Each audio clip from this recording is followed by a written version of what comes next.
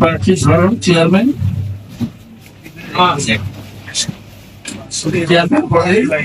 বেসরকারি ভাবে নির্বাচিত হয়েছেন কাপড় প্রতীক নিয়ে বানলাল রায়। প্রাপ্ত ভোটের সংখ্যা 42,669। তার নিকটতম প্রতিদ্বন্দ্বী মোটরসাইকেল প্রতীক নিয়ে মোহাম্মদ আসিফ মিয়া।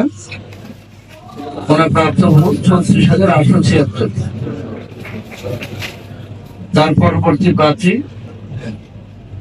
আনারস প্রতীক নিয়ে প্রেম সাগর হালদা। উনি ভোট পেয়েছেন 31,034। আমরা বেসরকারি ভাবে ব্রিজ প্রতীক নিয়ে বানলাল রায়, আমরা তাকে নির্বাচিত ঘোষণা করছি চেয়ারম্যান শ্রীমঙ্গল হিসেবে।